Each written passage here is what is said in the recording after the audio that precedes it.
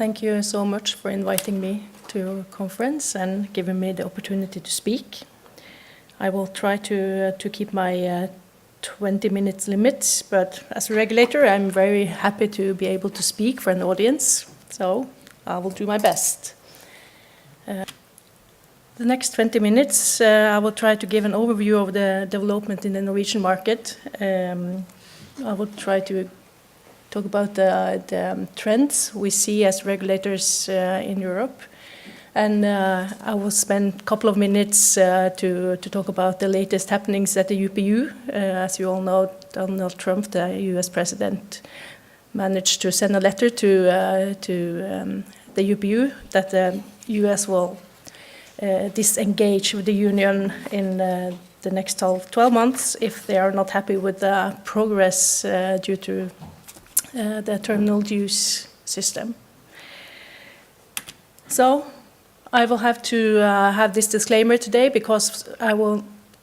Some of my statements will not be the official position of Norway because we have not had the time to make the discussions of what to do further with the U.S. delegation's information gave us.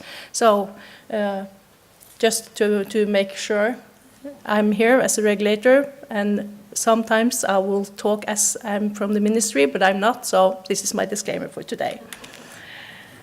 As a regulator in the European Economic Area, we are cooperating with other organizations to make sure that we harmonize our services.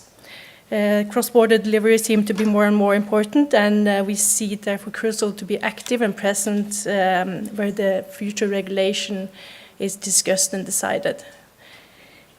I will not present every one of these, but we are active at different levels, and if you want to know more about some of them, please contact me later. I will try to answer. I will try to give a brief overview of the Norwegian postal market. It's the same story as you heard twice already for the Icelandic market. We had a new legal act in 2016, and now we had 33 registered postal operators. 2 of them are designated to provide universal service. But still, as you can see, the declining volume related to the traditional letter post continues in Norway as well. The designated operator, Norway Post, reports even higher decline for 2018 than earlier estimated. Further digitalization led to a 11.5% decrease for addressed letter so far for 2018 and 12% for the unaddressed items. The designated operator estimates that the decline will continue at a higher pace than earlier expected. But just be aware, this is the numbers from the designated operator only. We don't have enough data from our market to include other operators. We are working on how to get the total overview of the market, but still, to see the timeline, it's just for Norway Post, these numbers. The same decline will be for the Nordics. You see, it's PostNord from Denmark and Sweden, and then Norway Post and Posti from Finland. It's the same decline. Denmark is the winner of this class. They lost more than 50% of their volume the last 5 years, from 2011 to 2016. And as Copenhagen Economics mentioned, that decline is not that much in the rest of Europe, but they are getting there as well. But then again, we have the parcels.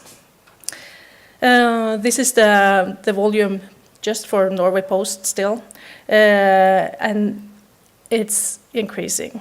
From 2012 to 2016, it was a very steep increase, and then in 2017, you can see it's a tiny drop, and that's the volume from China. that's the impact of 9% less parcels from China in the Norwegian market. Just for one operator. We don't have the numbers for the rest, but I don't think they have the same volume from China because this is, it's not volume they earn money on. This is a loss for the Norwegian designated operator as well. And then again, the estimates for time to come. It's the same as the Nordics. This is parcels, letters, and newspapers for the designated operator. It's so far it's almost 60%, and then for the next years we have estimate like 46.6% loss of volume. So it's this is the same story as the other Nordics, more or less. And even the growing volume regarding parcels, it's not enough to cover the falling volume on letter post, traditional letter post. So then, the public procurement of these loss issues. The declining mail volume reflects into the funding of the universal service. As you can see, from 2014 to 2018, it's been steady growing. And our the numbers from 2009 to 2016 in this overview, it's based on actual needs and transfer. This is the money already paid to the post. The numbers from 2017 to 18 are based on an advanced calculation.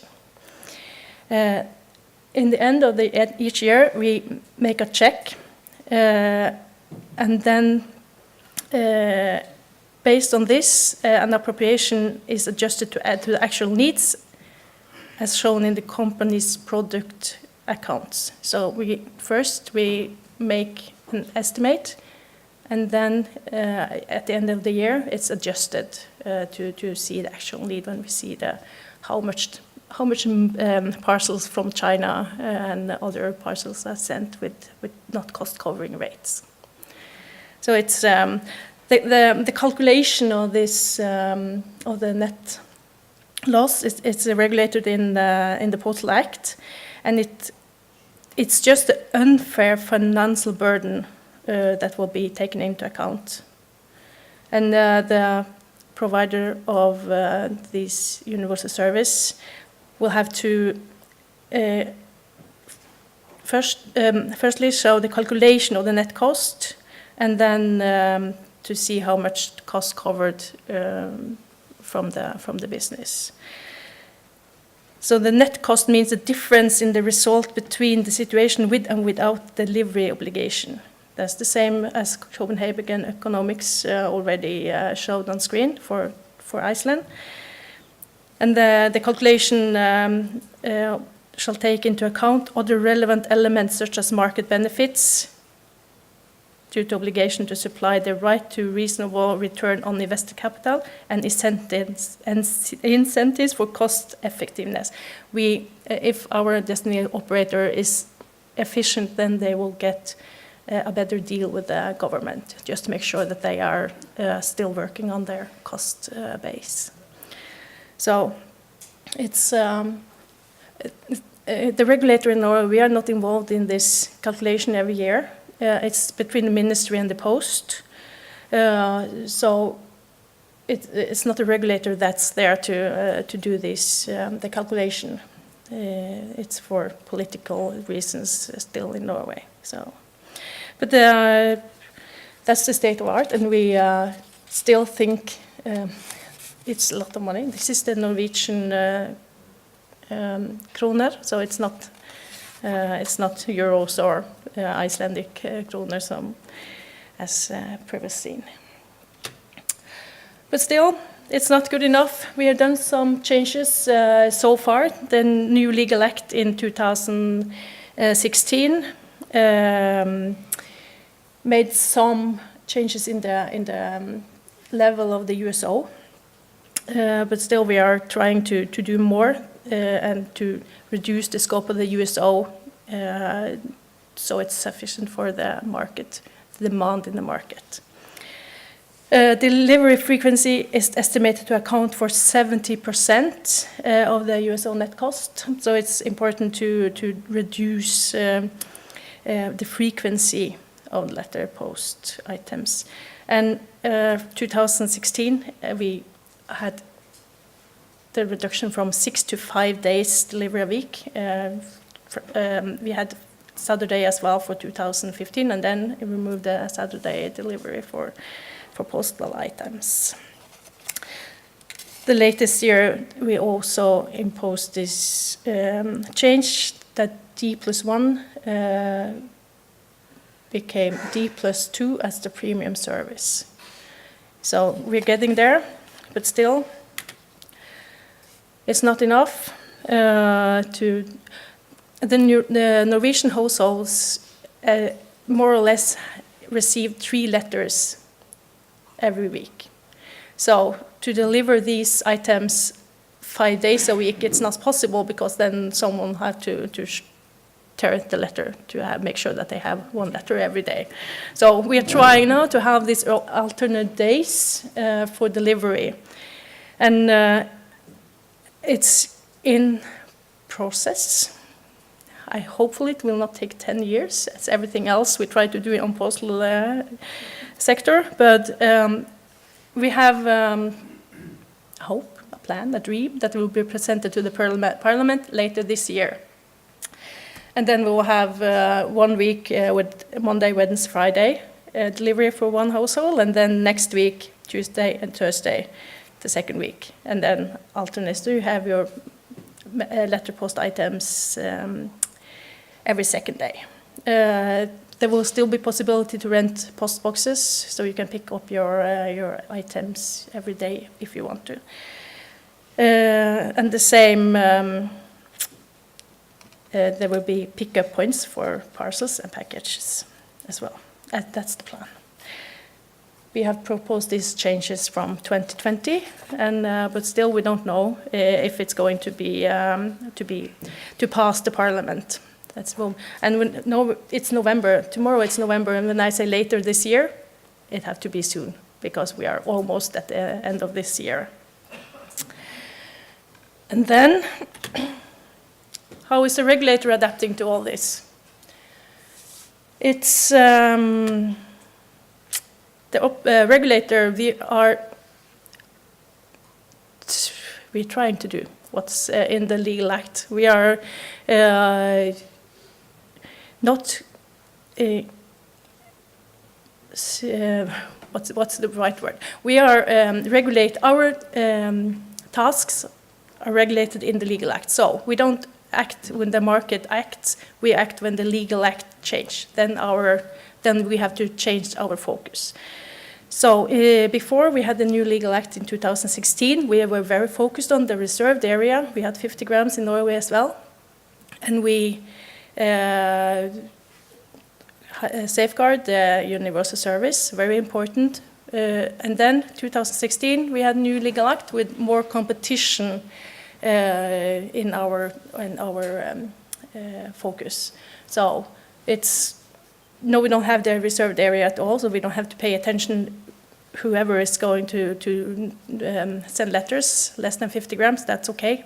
Go ahead. It's a free market in Norway.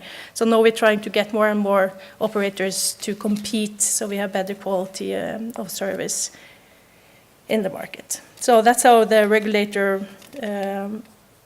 changed our focus when we had a new legal act. And then we have the crystal ball. We want to be upfront. We don't want to be behind the market. We know that 10 years might be the timeline because we have to change the political, the ground for political reasons.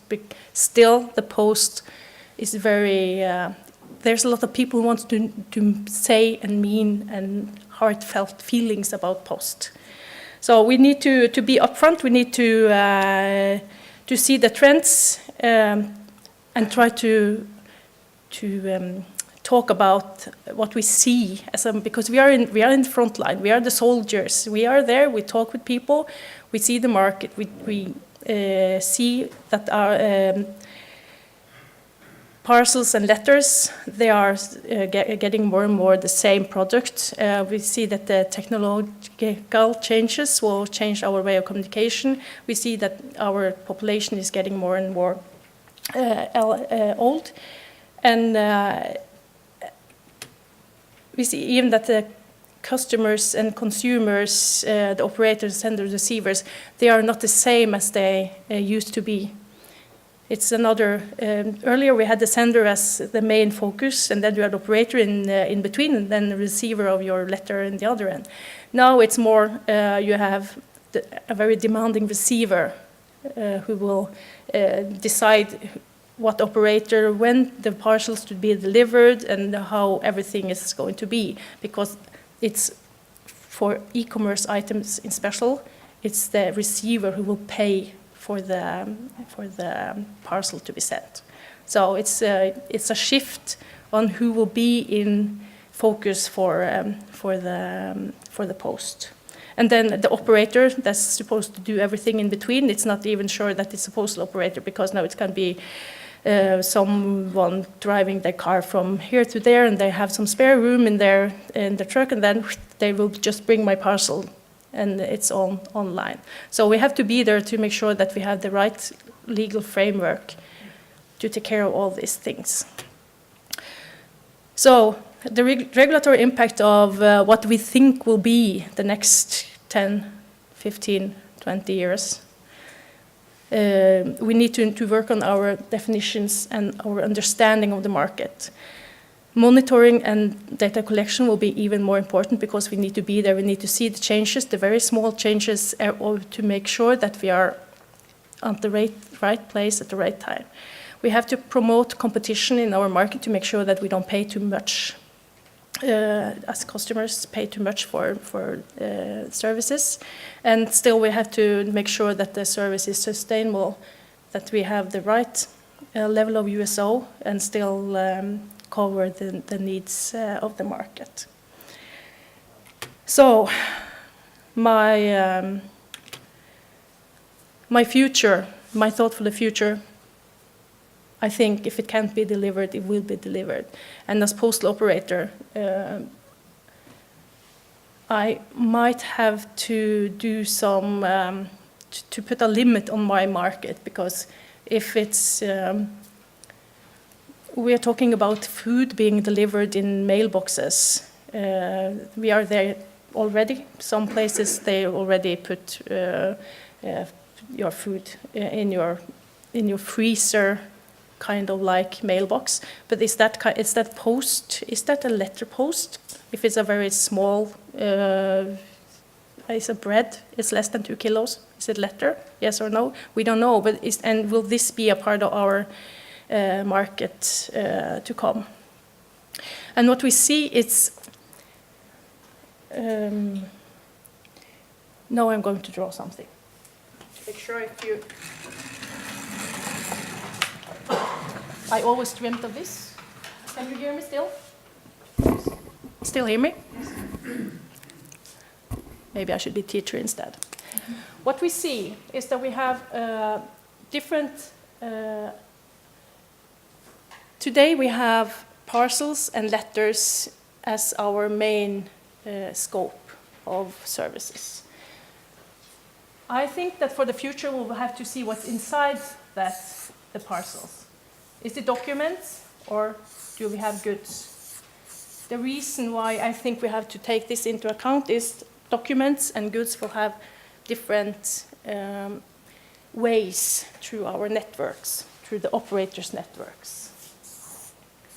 And then we have the consumers sending things to each other. And then we have the businesses sending things to each other. What we see already is that this market, it's declining in our country and in the Nordics. That's our very steep line. This one, It's steep, but it's still not that bad. But as long as we keep sending emails to each other and our bills will be put just to our mailbox instead of letterbox, then this will be the same way. We see this market, the dynamic, it's growing. It's a growing market. We need to make sure that this is a highly competitive market. Let's keep it that way. Don't let me regulate something that's not necessary, because if these operators are left to themselves, I think they might be able to make a market and to give me the parcel I need when I need it. And then we have the consumers sending things to each other. This is the Christmas parcels. This is the gifts for birthdays. We don't think it will be growing, and we don't know for sure what will happen. This is our question mark, what will happen. I saw Iceland Post reported that you have domestic growth in parcels, but is it customer to customer, or is it business to? It's business, it's here. It's domestic, so then it's covered there. But what we see somewhere in Europe is that you have the gifts, but then there are second-hand e-commerce items sent from consumer to consumer. It will be in this part of the market. And that's e-commerce. It's merchandise. And that might be a growing market. We don't know yet because we don't have enough information. But someone is talking about that this might be a growing market again. So we might see other dynamics in this part than in this part. As a regulator, or as ministry, I'm not the ministry, I'm the regulator. But we need to make sure that we are not messing with the markets that's in competition, where it's possible that the market will serve the consumers in proper ways. But we still need to make sure that we have these basic mail services in place. So someone, not me because I'm the regulator, will have to draw a line. What is the basic mail service? What will, in the end, the ministry will have to pay for the USO, the net cost of the USO? Where should that line be? Is my right to send and receive e-commerce, my second-hand e-commerce items, is that kind of a public interest? If I'm from Norway, I'm from north of Norway, there's absolutely no people there. If I want to live in northern part of Norway and I want to have my stuff delivered from China, is that a public interest to serve me with all those things I don't need? But still, but keep buying, of course. So this is what the regulators are dealing with these days, to make sure that we, in the next 20 years, because I don't think this will be tomorrow. Last time we tried to amend the directive, it was, I don't know for sure. It's 10 years. If you try to change the legal acts in our countries, it's more or less 10 years, because you have to change the way we think about postal issues. So it's going to be fun the next 10 years. I hope I will be back in 10 years. Then you will have the clear picture of this issue. Absolutely. That's okay. But that's. How much time do I have left of my 20 minutes? Like 6 minutes. We got actually 25 minutes. Oh, that's very nice. That's very nice. So, this is inside the regulator's head still. In December sometime, the European Regulators Group for Postal Issues will send a report. Sorry, thank you. Did you miss that one? Yeah, it's about the European regulators, very important. The regulators, the European Regulators Group will launch a report in December for public consultation when we talk about the trends and what we think the future will hold. This report is our first step for a recommendation to the Commission for a possible new directive in maybe 5, maybe 10, we don't know how long, but there's someone is going to do something on postal issues the next year, and the regulators, we are in front. We're trying to make sure that we have a more up-to-date regulatory framework for the next 10 to 20 years. So pay attention when the European regulators suddenly drop something on their website. It's not easy to access, but I will try to keep you posted. That's the one. And then 2 minutes on the US president and his actions to leave the UPU. Last week when we had this session in Bern, the US president signed a letter and sent it by mail because we were expecting the letter on Monday. It arrived on Wednesday. So it's I think it was paper signed and with paper. That the US wanted to leave the union because we didn't manage to do enough on self-declared rates, and US is losing a lot of money, just like the rest of us. We are the net importers. But the day he launched this press release, the newspapers, of course, were just flooded by the news again. But it's like, we should expect this. If there's no other UN organization with less than 12 months notice, then UPU will be the 7th organization this man decides to leave. So, but as a regulator, net importer regulator, this is good news for all net importers, because we have been fighting for self-declared rates at the UPU system for years. I think the last 8 years we've been dreaming and talking about self-declared rates, and there's been just way too many posts still earning a lot of money on this failed system. So that's the good news. The more concerns related to as soon as practical and no later than January 1st, 2020. To have self-declared rates, we need to have a Congress to say yes.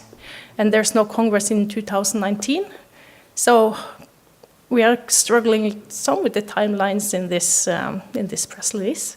But we are going to do the best to make sure that we keep this date.